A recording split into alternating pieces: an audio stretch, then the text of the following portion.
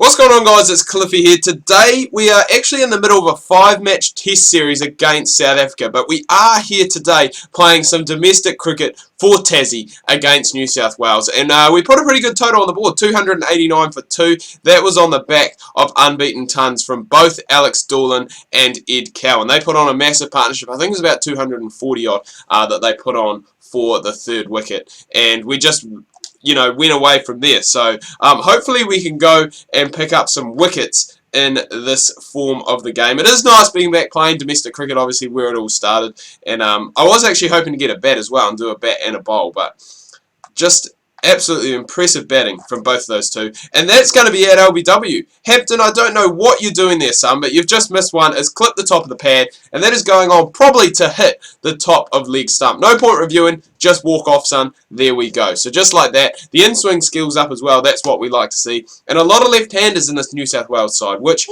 does kind of work well for me because I am trying to work on that in-swing skill, which naturally is outswingers to the left-handers. So look at that. We've just got it on a dime. Tasmania, after this performance, are going to want me for every game of the season. They're going to want me for every game. And I just can't do that.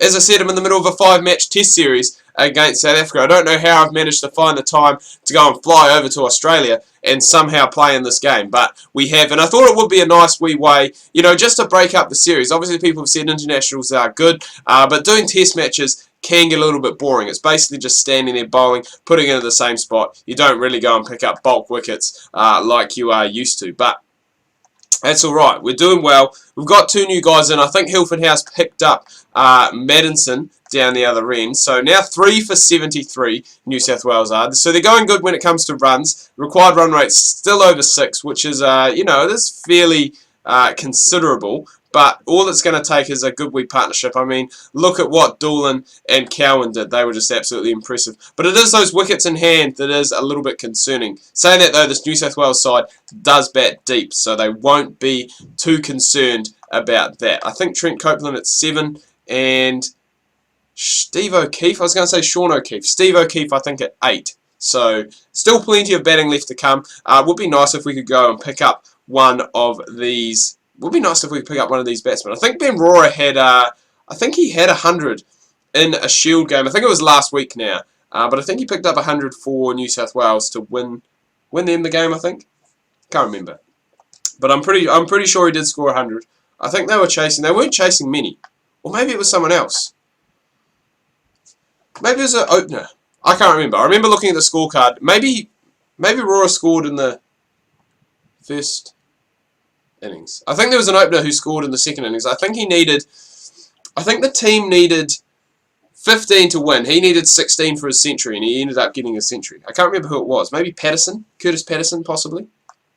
I'm not 100% sure. I could have changed this field. I should have changed this field. The fielding restrictions are over. Going to go back to old pace defence 5. Which it works. It just works. I don't know why. It just works. You seem to have cover everywhere. That's what we're going to go for. When I can get there. There we go.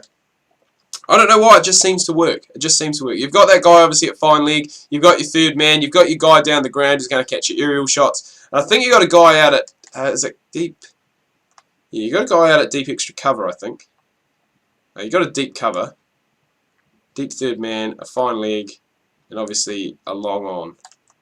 So I think technically you probably could put another guy outside. I think. I don't know. I'm not sure what the fielding restrictions are like this. That's going to be another one. That's going to be another one that has just been missed. It's hit the pad, and we're just picking up LBWs like they're nothing today. Wow, what are they doing? I don't know what they're doing. Just seem to be missing the ball, misreading it. Another in-swing. We'll take it. That's what we're trying to go and get up. Peter Neville, who is currently obviously in India for the World T20. A lot of people were, I guess, a little bit shocked about his selection, but I did go over this in an earlier video.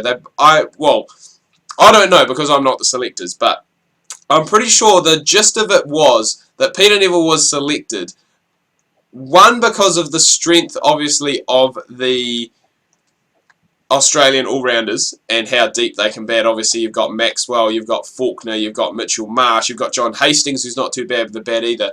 So there's no reason why Peter Neville, and I think he did in one of the T20s, I think he batted down at number, well, didn't bat, but he was due to come in at number 9, and I don't think there's a real problem with that because of obviously the batting talent that they do have, that their all-rounders possess, I should say.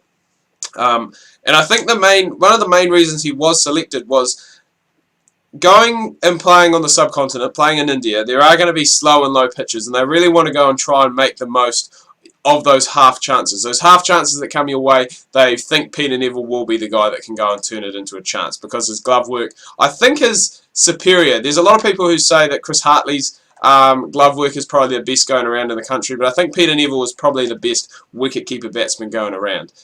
So that's why he has gone. He's obviously not in all 3 forms yet. Obviously, Matthew Wade is the limited overs keeper, the one-day keeper, but he is injured, so it'll be interesting to see after the T20 World Cup if Matthew Wade does come back. A lot of people don't rate him, though, and I'm probably one of them. I think, his glove work can be a bit sketchy. He's probably in the side mainly for his batting. And his glove work, I guess, comes a little bit second. But I think there are better options out there, better young and up-and-coming options out there that they can possibly use. Even if they wanted to go for like a part-time keeper, as they have done in the past. And I know New Zealand did it with BJ Watling, obviously, at the start of his Test career. They went for a guy who was more of a batsman who could keep.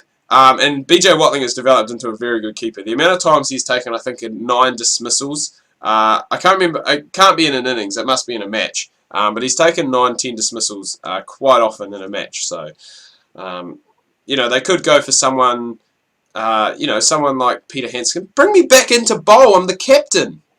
Oh, now it's raining. Brilliant. And we're still going to get a bowl in the rain. Love it. Absolutely love it. But there's someone like Peter Handscomb, who obviously has a very good T20 record. Ben Dunk's another one who has played T20 International for Australia. Oh, it's a run out. Beautiful. Just like that. Just like that. You beauty. See you later, Trent Copeland. And the rain has stopped play, and apparently we have a tie.